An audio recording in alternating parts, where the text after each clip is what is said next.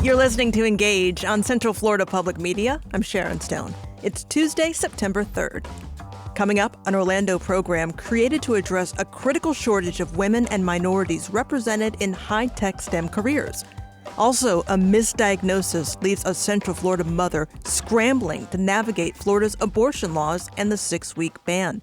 But first, voters will decide the future of abortion access in this state. It's one of the 6 constitutional amendments on the ballot in November. In the weeks leading up to the election, we're going to discuss the long-term implications of each initiative here on Engage. Today, we focus on Amendment 4 that limits government interference with abortion. We begin this conversation with UCF political science professor Aubrey Jewett. We asked him to join Engage to better understand the language of the amendment and what voters are being asked to decide. We talk about how it will affect abortion rights moving forward. We begin the conversation with Jewett by discussing the 6-week abortion ban currently in place in Florida.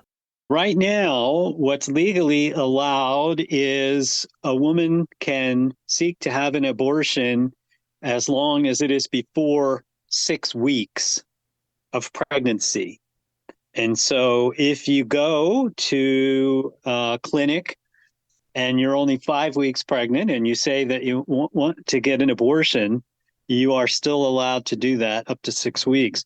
But if you went in on the exact day of 6 weeks, you wouldn't be able to do it because you have to come back 24 hours later. And right now, you wouldn't be able to do that because they're very exact on this 6 weeks. There also is an exception for the life of the mother, and also, I believe, for rape and incest. So there are a few other circumstances for which you might be able to get an abortion after 6 weeks, but you would have to, I believe, file a police report. It's pretty stringent. You can't just go in and sort of say something. You'll have to have some documentary evidence if you're going to use one of those exceptions.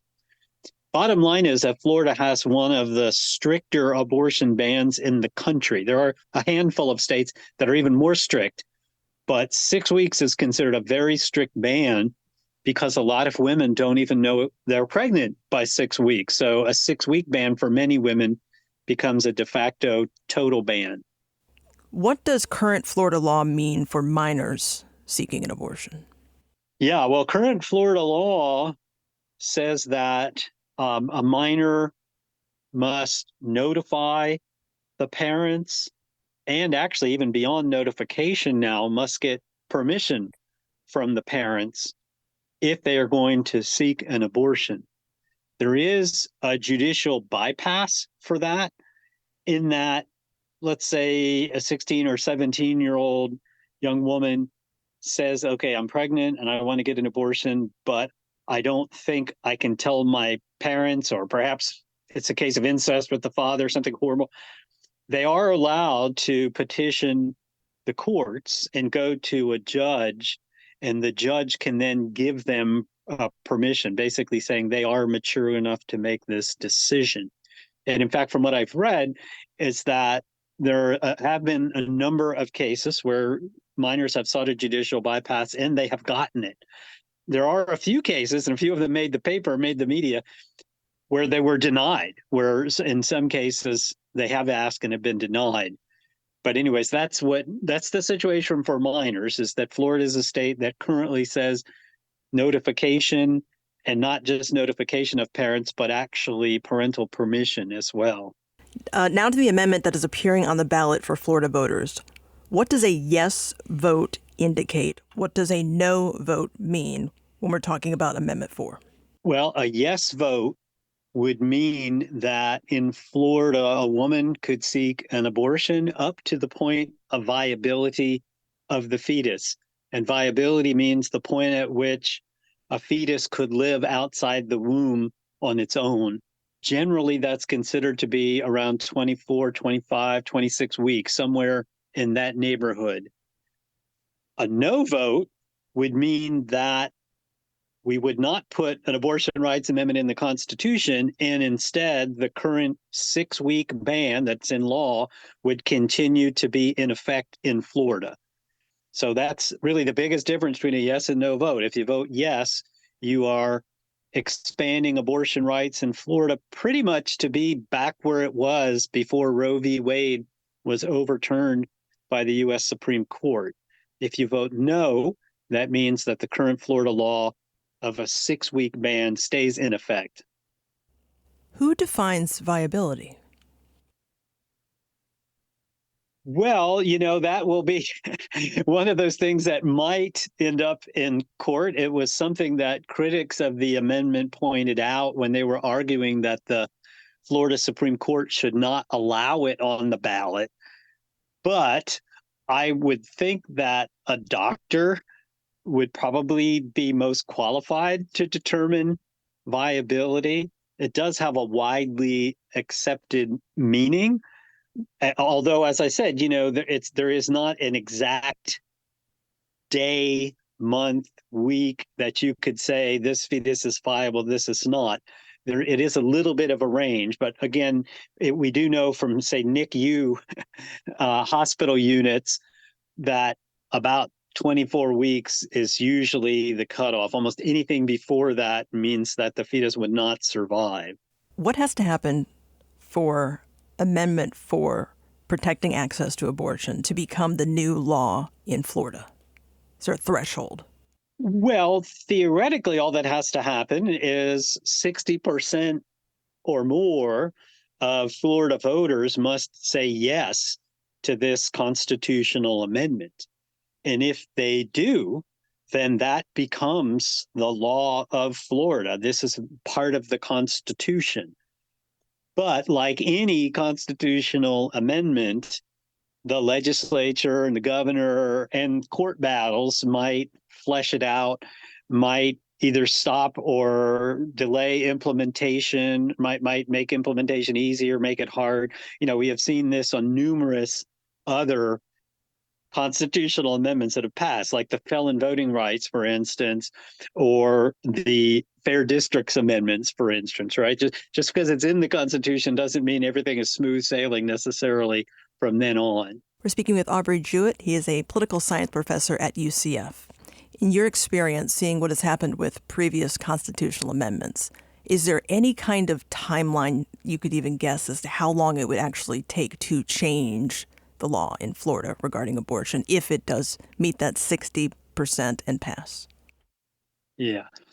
My thought is that if it gets 60% of the vote, it will change Florida law concerning abortion almost immediately, in the sense that it is in the Constitution and it's, again, fairly clear. I think there might be some court battles about minors. There might be some court battles exactly what is viability and the timeline.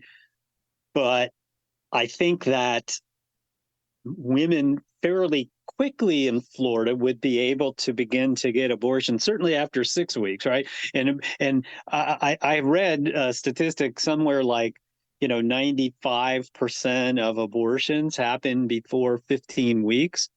So for the vast majority of Florida women who were seeking an abortion, my take is that if this passes with 60%, it will go into effect almost immediately. And again, yes, might there be some delays for implementation? Might the legislature try to maybe hammer away at the edges? Might there be some court battles? I think that's probably likely as well. But I think in the meantime, the 6-week ban will no longer be in effect. It will clearly be longer than that, even if we don't have the exact time, that you could still pursue an abortion. What happens if it doesn't get the support required to pass? Does that end the battle in Florida and just keep the 6-week ban in place, period? Yes, that one's more clear and easy. If it doesn't hit 60%, then it doesn't pass. It doesn't go in the Florida Constitution, and then the current 6-week ban is still in effect. Now, whether or not the legislature might choose to look at that and make a change, and maybe, for instance, go back to 15 weeks, which is what the legislature did earlier, maybe that's possible. And of course, abortion rights forces, maybe they say, okay, back to the drawing board. the viability one didn't work, but let's try 15 weeks. And then maybe that'll undercut some of the, opposition's arguments about this abortion rights amendment. So if it doesn't pass in the immediate future, it means the 6-week ban is still in effect. But I don't think it's the end of the battle of abortion rights in Florida by any means. So Amendment 4 will have a financial impact statement on the ballot. Can you explain that, please? And tell me, is that unusual? Well, I can't explain it very much in one sense because I do think it's unusual. I think it would have been much more fair for them just to write their concluding statement, which is we can't really estimate accurately the financial impact of the abortion rights amendment because there's too many unknowns. I think that is fair and could have easily been unanimous. And I think both opponents and supporters would probably have agreed with that. We don't know the exact amount. But really what's happened this time around is you have a supposed neutral statement about the finances, which has been turned into an anti-abortion advertisement right there on the ballot. Basically, the governor and the legislature appointed some people to this committee that rewrote the financial impact statement. And they, in my view, and in the view of a lot of folks, not just critics of abortion or supporters of abortion, but just people who say, this is supposed to be a neutral statement. It's not supposed to be a political statement. But they clearly are pro-life. They've written it in such a way as to suggest that somehow there might be public government funding of abortion, that somehow this is going to result in a bad for the Florida economy because we'll have a lot less babies being born and this kind of thing. And you could easily have speculated the other way and say, oh, well, this will be healthy for the Florida economy because maybe unwanted children won't be born to poor women who would be a drag on welfare benefits. I mean, it's in my mind, the way they've written this, it's really a political document that's meant to try to sway voters to vote no, when in fact, really all they should have written was there are too many unknowns. We don't know if this will have a financial impact or not. Is there any truth to claims that the amendments are written in ways to confuse voters? Well, I don't think so. And the majority, most importantly, the majority of the Florida Supreme Court didn't think so. They voted 4-3 that the average Floridian would understand what this amendment was about. And the bottom line is, if you believe in a woman's right to choose an abortion up to the point of viability, up to the point where a baby could survive outside the womb, then you should vote yes on this. And if you don't believe in that, if you believe you're on part of the pro-life movement, you just don't believe in abortion at all, or you believe that that's too long, then vote no. And I think the vast majority of voters get that. It's either making abortion rights safe and legal in Florida up to the point of viability, or we're going to leave it at 6 weeks if we don't approve this. And I think most voters get that. So it says this amendment does not change the legislator's constitutional authority to require notification to a parent or guardian before a minor has an abortion? Yes, that's because there is already a Florida constitutional amendment that requires parental notification. Long ago, the legislature passed a bill requiring parental notification. At that time, the Florida Supreme Court still had a number of Democratic appointees, and they ruled that bill unconstitutional. They said that Florida's right to privacy meant that women, and even minor women, had the right to seek an abortion, and thus that parental notification law that was passed was found unconstitutional. Well, the legislature, in response, put that on the ballot as a constitutional amendment. And so let's put this before Florida voters, because we think most Florida voters would say that a parent would have the right to at least know if their minor child is seeking a medical procedure like that. And so when they put that on the ballot, Floridians did approve it. And so that is part of the Constitution. And so this new abortion rights amendment just wanted to make it clear that even if this abortion rights amendment passes, that parental notification constitutional amendment is still in effect. So even if we pass this abortion rights bill, minors in Florida will still have to notify parents unless, again, they go to like a judicial bypass. Now, I will say that, again, the critics of this abortion rights measure say that the law that Florida currently has that requires not just notification, but parental permission, because Florida did pass a law a few years ago saying, okay, you got to get the parents' permission, that would be overridden. And in fact, it might, at least in the near term, be overridden. But of course, once again, the Florida legislature, if they felt strongly about it, could put that in front of voters and say, okay, we have the parental notification already in the Constitution. Let's see if the Florida voters want to require not just notification, but parental approval. So that could be something that the legislature could do in the future if this amendment passes. Aubrey Jewett is Associate Director of the School of Politics, Security, and International Affairs at UCF.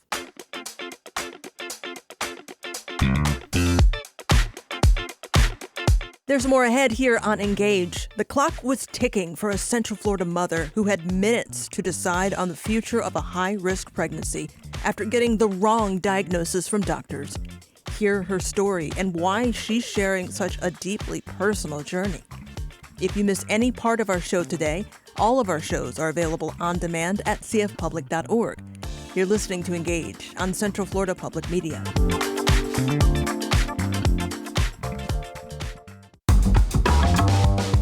You're listening to Engage on Central Florida Public Media. I'm Sharon Stone. Ahead on this program, when Lane Powell began attending tech conferences as a student at the University of Florida, it became obvious to her why she had to work to elevate young women into STEM careers. It was the lack of women in computing. Only 27% are represented in computing, 3% are Black, 2% are Hispanic, so we have a long way to go. Dr. Powell joins Engage to talk about her nonprofit, Tech Sassy Girlz. But first, a Seminole County mother reached out to the Central Florida Public Media newsroom as she tried to navigate the state's abortion laws. Fearing retribution, Brittany asked that we only use her first name. She's a Navy veteran and a 41-year-old mother of 2 teen boys. Last month, she was diagnosed with a blighted ovum. That's also called an anembryonic pregnancy or empty sac. The woman is technically pregnant, but the fertilized egg never develops into an embryo, and it leads to early miscarriage. Last week, a doctor told Brittany there was, in fact, an embryo, and she was 5 weeks and 5 days along in a state that bans abortions at 6 weeks and requires a 24-hour waiting period. Brittany told us she's sharing her story to educate the public on current abortion laws and on Amendment 4 appearing on the ballot in November. Her story began less than 2 weeks ago when she started to suspect she might be pregnant. Thursday is probably, close to around the time when we were ready to take the test and kind of I had assumed it would be positive based on the way my body was feeling.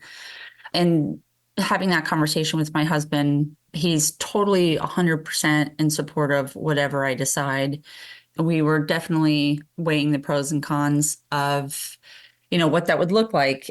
This was unexpected, and we did have long-term plans to not have kids in the future, right? So between having IUDs for a very long time, and then his scheduled vasectomy, it wasn't something that we had planned on ever having to contemplate and plan for, and what that would look like if we did, and our child would be graduating high school and we would be 60, and that's if life provides you, both with oxygen for that long. So for us, it was just so many things to weigh, and we also had to take into account family history on both sides, and just looking at statistics for what that looks like when you're if you're going to give birth at 42 and raise a child.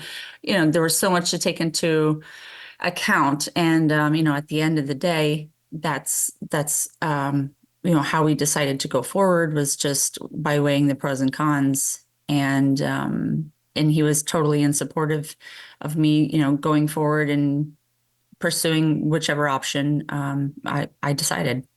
You had some serious concerns based upon your medical history and what runs in your family about this being a healthy baby.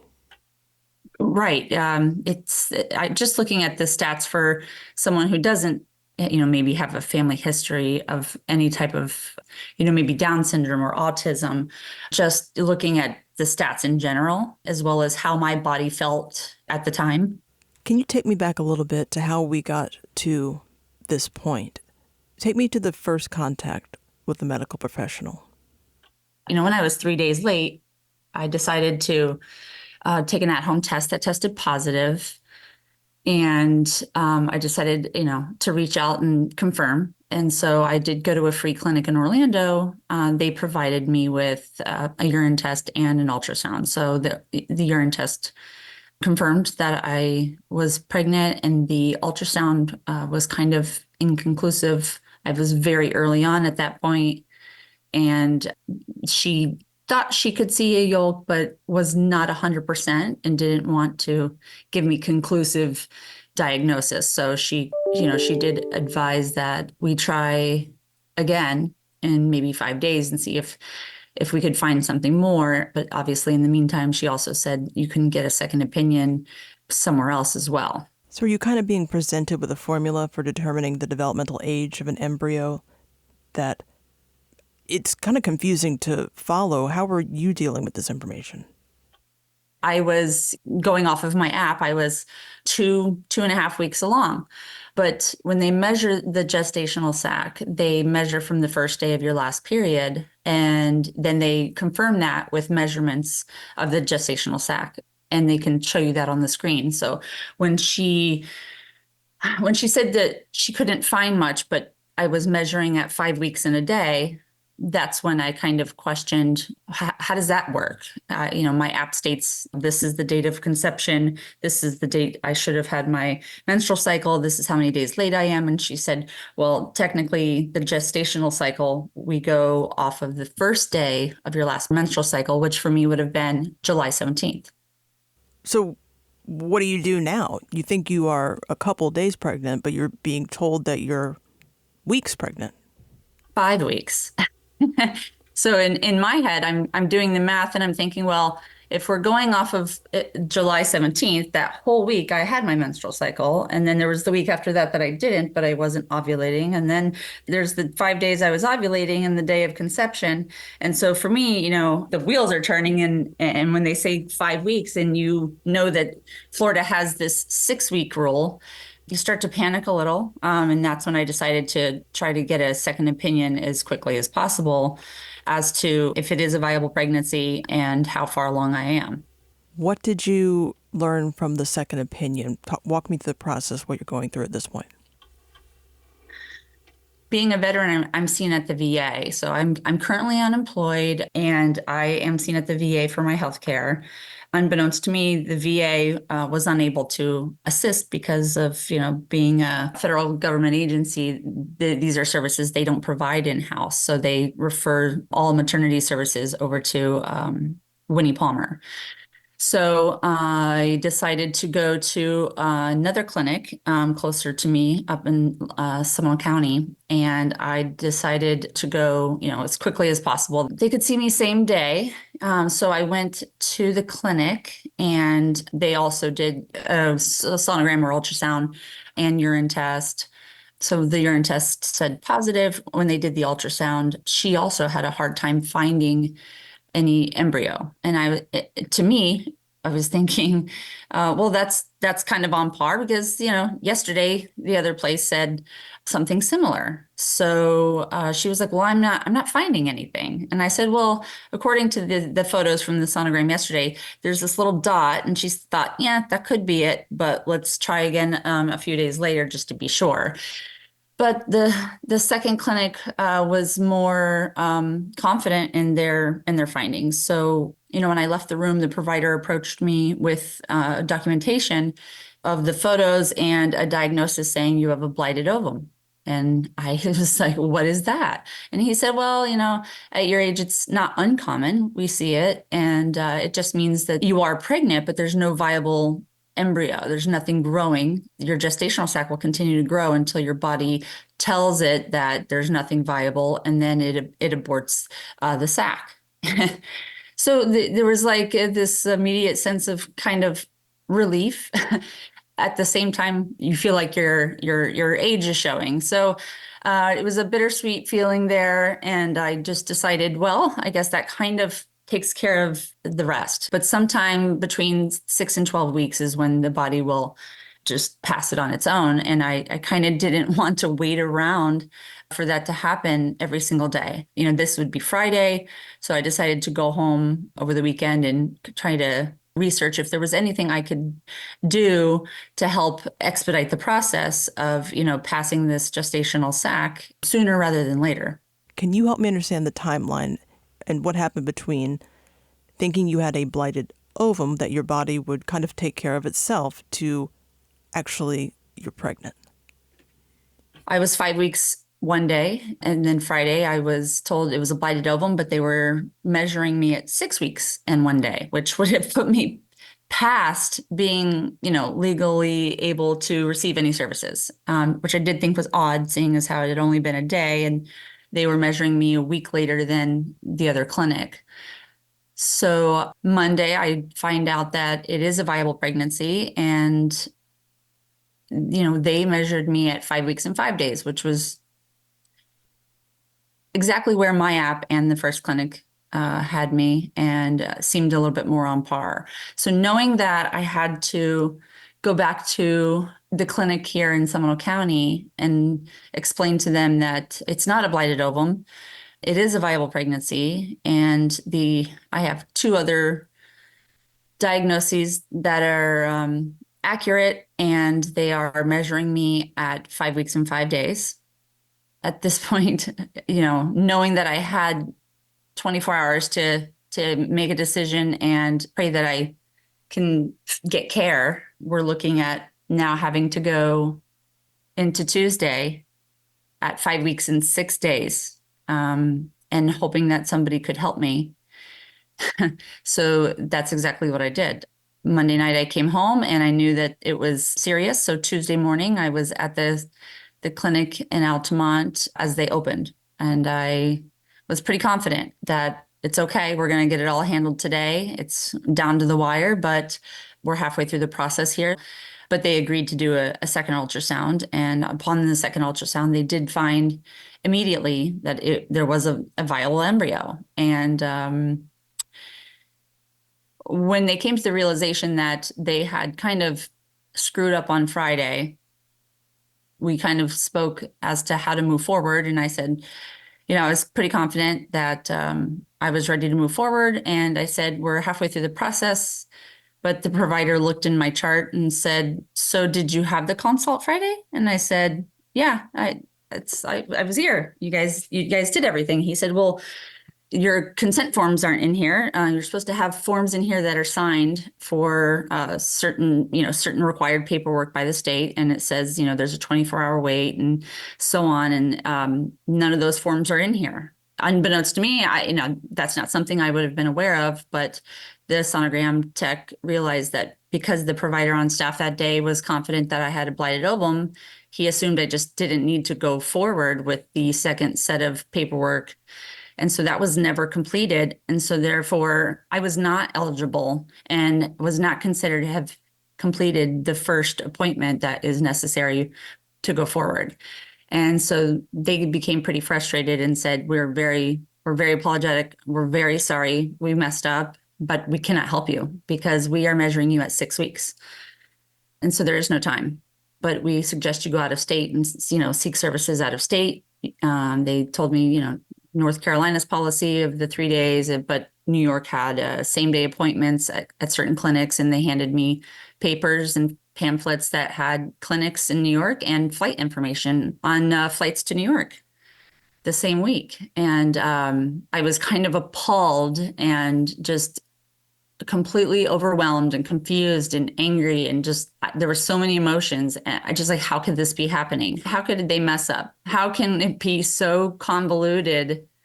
It was just a whole wide range of emotions, and I just felt completely hopeless. I did everything right. I did my part. I did everything right. I did it early. I tracked. I reached out. I did everything that I thought was necessary. And at that point, I just felt completely hopeless. And And, it started looking at flights to New York. It wouldn't be advisable under the circumstances to be flying same day. So there were so many things that crossed my mind about, I would happen to be lucky and I probably could, but I decided to race to the local Planned Parenthood instead in hopes that they take pity on me, and a miracle happened. Can you explain the miracle? Yeah, I went to Planned Parenthood already knowing that they were booked out far into the future, because this rule also entails this 2-appointment requirement that requires you to have 2 appointments, and they have to be 24 hours apart, and therefore these clinics are booking out far into the future.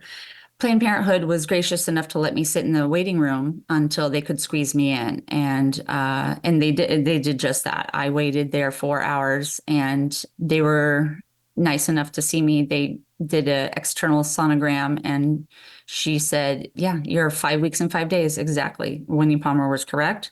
You have hours to make a decision." So there was very little time to act. I had to quickly sign the correct consent forms, making it the first of 2 appointments. And so there was no more time to think or contemplate. It was like I was making a decision for what I was doing for the rest of my life in minutes. But, I went forward, and they set up an appointment for me to return the following day, which would be Wednesday, the 28th. And I would be measuring at 6 weeks at that point. So I had to come back the following day. Legally, they had to have seen me within, the 24 hours, and they did so. I was able to return the next day for my appointment to receive my medication. And, I think everything went very smoothly. Brittany, what is your status as of now speaking to you? I was able to take the medication. I took half at the clinic and then half when I got home. And everything that they said would happen happened. And I think I've been very lucky, so to speak, in that I knew early on. And so my symptoms weren't terrible. And that's how I'm speaking to you today. And Brittany, why did you share this, what is a very deeply personal story? And it's not an easy decision to make. And it's not an easy decision to share the decision. So the whole week that felt like an eternity, my mind kept coming back to the fact that no one is educated on this. The language around this 6-week law is very convoluted, and I think it's very misleading. When you're 3 days late and you find out that you're days away from not being eligible for services for your own reproductive rights, it was very disturbing to me that I had to make a decision so quickly, and I'm fortunate to have had, a wonderful, support system that was on board. Brittany is a 41-year-old Navy veteran and mother in Seminole County. She spoke to Engage last week.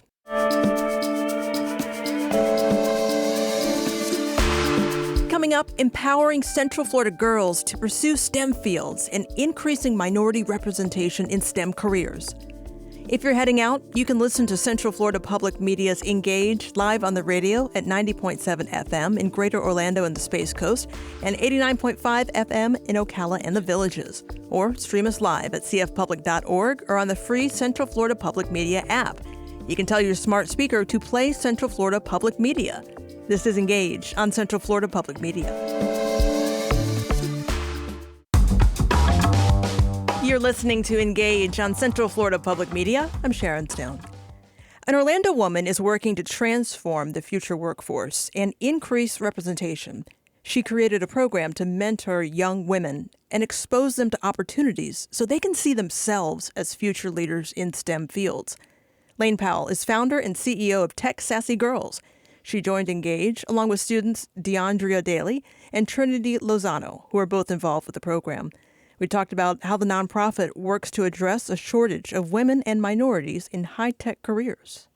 There are a number of reasons why I created Tech Sassy Girlz. Number one, it was the lack of women in computing. Only 27% are represented in computing. 3% are Black, 2% are Hispanic. So we have a long way to go. But my late brother built my first computer while I was at the University of Florida. And first, I was amazed that the computer worked.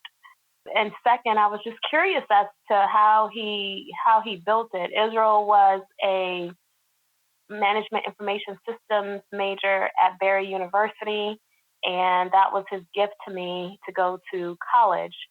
So while in college, I became interested in learning more about the field of computer science and engineering. I subsequently met my boyfriend, now husband, Courtney Powell, and he was a double major in computer science and electrical engineering. So our date nights were in the engineering library and became fascinated with his world. And as I attended conferences with him, I noticed that there were not a lot of women who were represented at these conferences, and there were certainly not a lot of women who looked like me. Fast forward, I go on to graduate school. He proposes, I move to Orlando, and I'm still seeing the same issue. There are not a lot of women represented in these fields as I attend these tech conferences. And so I knew that I wanted to solve this problem within my community. I just didn't know how at the time. And so I started Tech Sassy Girlz in 2012. We started at the National Entrepreneur Center. We hosted our first workshop, and it was on web development. We had 40 girls attend the workshop, and it was at that point that I knew that we had something here and that we could definitely increase the number of girls who are interested in science, technology, engineering, and math. To those who say that the perception might be that women and girls have made some really great strides in STEM education and careers, is that overstated? Is this a demographic that still is underrepresented? It is still underrepresented. It is grossly overstated. Again, when we take a look at the number of women, or the percentage, I should say, of women who are in computing, with only 27% of the population and 3% are Black and 2% Hispanic, we have a long way to go in introducing STEM to girls so that they know that this is even a career option for them. Tech Sassy Girlz focuses on computing specifically, but we also, try to introduce women who are in various STEM fields so that the girls can potentially see themselves in these professional women who are working in other areas of STEM. And how do you identify the young girls that you're working with? We have a great partnership with the school districts, such as Orange County Public Schools, Osceola County Public Schools. And so whenever we are putting on an accelerator, a camp, a workshop, or a conference, we're able to reach out to the school districts and share with them the information regarding the event. And we also have a huge social media presence where we attract the girls to participate in our events through social media as well. But we have great partnerships throughout the community who help us spread the word. And the girls actually self-identify. We're an open access self-select program. So if you've indicated you have an interest in STEM, we welcome you. What does getting girls to pursue STEM fields today in 2024 look like versus maybe when you started Tech Sassy Girlz, I guess about 12 years ago? When I started Tech Sassy Girlz, there were no programs like ours that existed. And so for a young lady who was interested in pursuing or learning more about STEM fields, they really had to learn on their own. And we're talking about when you had to go to the library, go to the card catalog, pull the card of the book for a video that you were interested in looking at and learning more about that particular subject matter. And so now students have a wide variety of resources to be able to learn more about STEM education right at their fingertips. And we have a lot of great resources within Central Florida as well, where students can learn more about STEM education in addition to participating in our Tech Sassy Girlz program. We have our signature program, which is our annual conference. We typically have about 700 girls that participate, and the day is dedicated to them learning about STEM. We have women presenters who share their journey and share their trajectory and share their experiences in pursuing a STEM career. We also have what's called our Pearls in Tech Accelerator. That is our 4-week full-time program in partnership with Career Source Central Florida, where the students are paid a $1,200 stipend upon program milestone completion. And they also have what's called our pearling ceremony, which is essentially their demo day, where they present the projects that they created. So this past summer, the students were able to create projects around homelessness, around substance abuse, things that really affect them in their communities or things that they've seen within their communities that they wanted to address. And so the accelerator gives them an opportunity to learn programming. We focused on Java, CSS, HTML, in addition to the programming language Python. And the students were able to build their projects around that. This year, we also introduced artificial intelligence as part of our curriculum. And we graduated nearly 50 girls from both of our camps in Seminole County and Orange County. Would you mind telling me a little bit about the relationship with the two young ladies we have on the line with us today? We had an after-school program at Liberty Middle School, and we were recruiting students to participate in our after-school program to learn Scratch, and which is drag and drop programming. And Trinity was one of the first ones who actually participated in the after-school program, and subsequently ended up being a peer mentor to the other students who were maybe not as quick on their feet with learning the material, but Trinity was able to assist them through the project.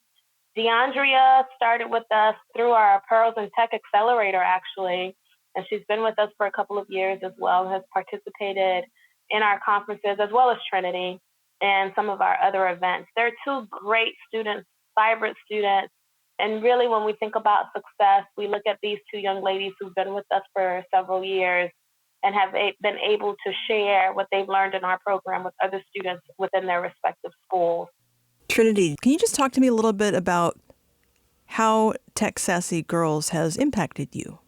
Over the years, I have gained a lot of opportunities through Tech Sassy, and it's actually shaped what I want to be and what I want to do with my future.